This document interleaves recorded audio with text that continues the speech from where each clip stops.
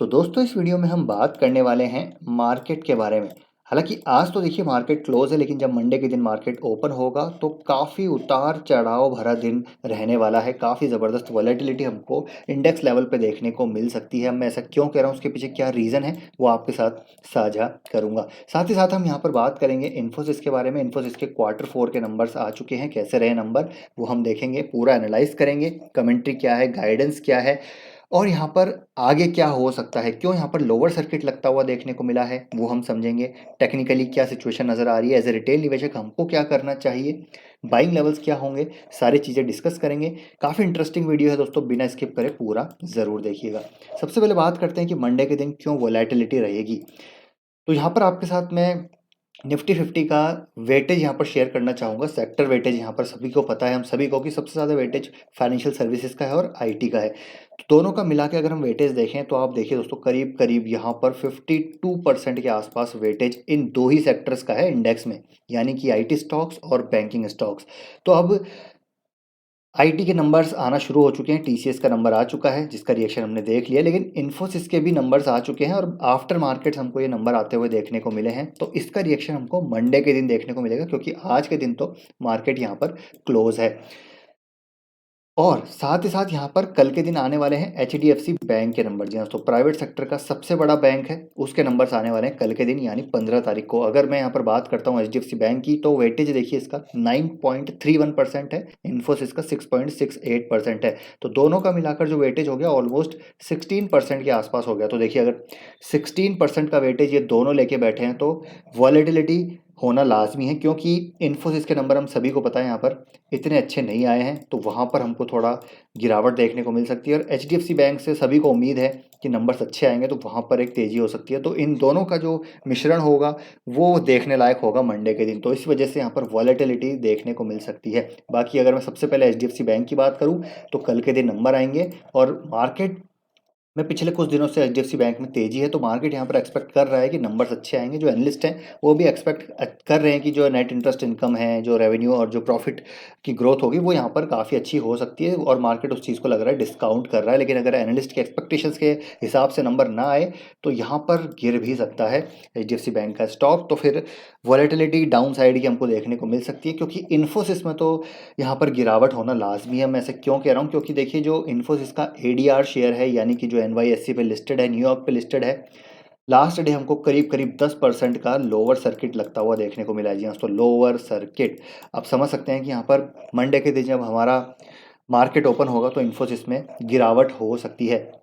अब गिरावट क्यों हो रही है, उसके पीछे रीज़न है Q4 के नंबर्स काफ़ी यहाँ पर वीक नज़र आए हैं। जो एक्सपेक्टेशंस थे उसके हिसाब से नंबर यहाँ पर काफ़ी कमज़ोर नज़र आ रहे हैं। तो बात करते हैं यहाँ पर सबसे पहले रेवेन्यू की। तो quarter on quarter 2.34% revenue down है इन्फोसिस का।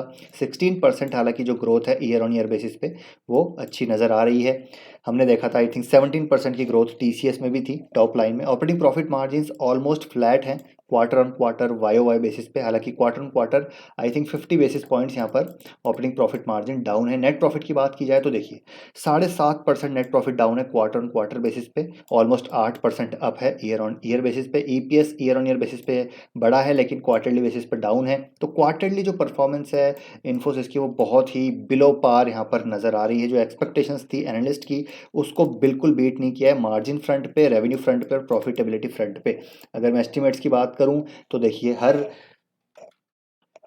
मैट्रिक पे यहाँ पर हमको डाउन देखने को मिल रहा है। प्रॉफिट, रेवेन्यू, एबिट मार्जिन जो एस्टिमेट्स थे उनके हिसाब से यहाँ पर नीचे, और इसी वजह से हमने देखा कि जो एडीआर शेयर है वो 10% के लोअर सर्किट पे हमको जाते हुए देखने को मिले, और इसका असर सीधा सीधा हमको देखने को मिलेगा मंडे के दिन इन्फोसिस के शेयर पर। और दूसरी बात यहाँ पर जो गाइडेंस है इन्फोसिस की वो भी कमज़ोर नज़र आ रही है। यहाँ तो जो गाइडेंस है वो इन्फोसिस की रेवेन्यू गाइडेंस यहाँ पर 4 से 7% बताई गई है मैनेजमेंट के द्वारा, रेवेन्यू गाइडेंस यानी कि टॉप लाइन गाइडेंस। और ऑपरेटिंग प्रॉफिट मार्जिन जो गाइडेंस है वो भी 20 से 22% की यहाँ पर बताई गई है। मतलब जो अभी 24% की ऑपरेटिंग प्रॉफिट मार्जिन है वो FY24 में 20-22% के रह सकते हैं। तो फ्यूचर में, नियर फ्यूचर में अनसर्टेनिटीज़ नज़र आ रही है मैनेजमेंट को। और ये जो डाउन हुआ है रेवेन्यू, बिकॉज यहाँ पर कुछ अनप्लान्ड प्रोजेक्ट रैम डाउन इनको देखने को मिले हैं क्लाइंट की तरफ से, उसकी वजह से यहाँ पर दिक्कतें हुई हैं। लोअर वॉल्यूम्स की वजह से, यहाँ पर डिसीजन मेकिंग की वजह से, जो क्लाइंट साइड डिसीजन मेकिंग है वो डिले होने की वजह से यहाँ पर वॉल्यूम्स कम हुए और वॉल्यूम कम होने की वजह से रेवेन्यू यहाँ पर डिक्लाइन होते हुए नज़र आए हैं। और कुछ यहाँ पर RAM down across the board जो इनके सेगमेंट्स हैं वहाँ पर हमको देखने को नज़र आए हैं। तो ये सारी चीज़ें की वजह से इन्फोसिस के नंबर्स कमज़ोर नज़र आ रहे हैं। हालांकि हमेशा कंजर्वेटिव रहते हैं अपनी रेवेन्यू गाइडेंस में, तो 4 से 7% मुझे लग रहा है बहुत ही कंजर्वेटिव गाइडेंस दिए इन्होंने। 20 से 22% यहाँ पर ऑपरेटिंग प्रॉफिट मार्जिन के जो गाइडेंस है वो भी कंजर्वेटिव साइड है। तो लेट्स सी कितनी गिरावट होती है। लेकिन टेक्निकली बात करें तो देखिए टेक्निकली काफ़ी वीक नज़र आ रहा है। एक मेजर सपोर्ट पे स्टॉक नज़र आ रहा है। देखिए ये काफ़ी बड़ा डिमांड जोन है इसका, इन्फोसिस का। यहाँ पर काफ़ी अच्छा खासा डिमांड जोन है और स्टॉक गिरेगा तो ये जो लेवल है इसको तोड़ता हुआ नज़र आएगा और फिर वहाँ से एक फर्दर सेलिंग हमको आती हुई देखने को मिल सकती है, पैनिक सेलिंग। तो यहाँ पर स्टॉक और गिर सकता है, तो करीब 1300 के आसपास ये स्टॉक आ सकता है और उससे नीचे गिरा तो फिर यहाँ पर मेरे हिसाब से करीब करीब 1250 तक भी ये स्टॉक आ सकता है। तो यानी कि 1250 से 1300 के आसपास यहाँ पर स्टॉक आता हुआ नज़र आ सकता है। तो यहाँ पर मेरे हिसाब से लॉन्ग टर्म इन्वेस्टर्स के लिए एक बढ़िया मौका होता हुआ नज़र आएगा जहाँ पर वो एक्यूमुलेट कर सकते हैं इन्फोसिस को। उसके पीछे रीज़न क्या है? इन्फोसिस की जो वैल्यूएशन है दोस्तों वहाँ पर कंफर्ट नज़र आ रहा है। 24 मतलब अगर फिर जो इसकी आई थिंक अब तो ये मार्च कंप्लीट हो गया है तो 58 रुपीज़ का ईपीएस के हिसाब से 24 जो है यहाँ पर प्राइस टू अर्निंग मल्टीपल नज़र आ रहा है, जो कि लॉन्ग टर्म एवरेजेस के आसपास नज़र आता है। देखिए 10 साल का इसका मीडियन पी 20 का है, अभी 24 के आसपास नज़र आ रहा है। तो बहुत ज़्यादा महंगा नज़र नहीं आता, वैल्यूशन कंफर्ट है। साथ ही साथ डिविडेंड यील्ड 2.25% की है, वो एक कंफर्ट है। Long term average valuation comfort है। मैक्रो इकोनॉमिक जो इन्वायरमेंट है वो अब यहाँ से सेकंड हाफ में इंप्रूव होता हुआ नज़र आएगा। डिजिटल क्लाउड माइग्रेशन जो अपॉर्चुनिटीज़ है वो बहुत बढ़िया है और वहाँ पर जो स्लो डाउन है ग्लोबल इकोनॉमीज़ में उसकी वजह से आउटसोर्सिंग अपॉर्चुनिटी इंडिया में बढ़ती हुई नज़र आएगी और यहाँ पर जो बड़े प्लेयर्स हैं जिनके पास स्केल है वो यहाँ पर बेनिफिट होते हुए नजर आएंगे। तो मेरे ख्याल से स्ट्रेस टाइम्स में एक्यूमुलेशन यहाँ पर किया जा सकता है। ज़बरदस्त कंपनी है, कैश फ्लो अच्छा जनरेट करती है, डिविडेंड यील्ड अच्छा है और यहाँ पर जो भी फियरफुल फेज़ है यहाँ पर उसमें बाइंग की जा सकती है। तो मेरे हिसाब से लॉन्ग टर्म जो प्लेयर्स हैं उनको यहाँ पर धीरे धीरे एक्यूमुलेट करना चाहिए।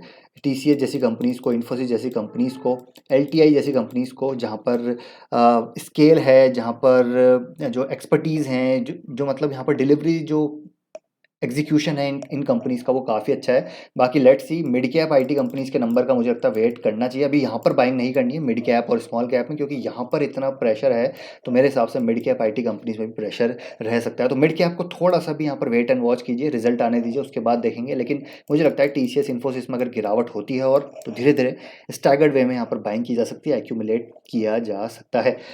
एचडीएफसी के नंबर्स आएंगे कल, उसको भी एनालाइज करेंगे। तो ये है दोस्तों वीडियो एजेंडा यहाँ पर यही था कि इन्फोसिस और मार्केट को यहाँ पर एनालाइज किया जाए कि यहाँ पर क्या चीज़ है और इन्फोसिस में एज ए रिटेल निवेशक हमको क्या करना है वो आपके साथ मैंने साझा किया है। तो आई होप दोस्तों ये वीडियो आपको इन्फॉर्मेटिव लगा होगा। वीडियो पसंद आया तो लाइक कीजिए, शेयर कीजिए। कल के दिन हमने आईटी सेक्टर के बारे में बात करी थी, तो वो आपने नहीं देखा है तो ज़रूर देखिए। टीसीएस को यहाँ पर कवर किया था, तो नहीं देखा तो ज़रूर जाके देखिए। लाइक कर दीजिएगा वीडियो को अगर पसंद आया है तो मिलते हैं दोस्तों नेक्स्ट वीडियो में और आपका ओपिनियन भी ज़रूर शेयर कीजिएगा। तो till then take care, bye bye.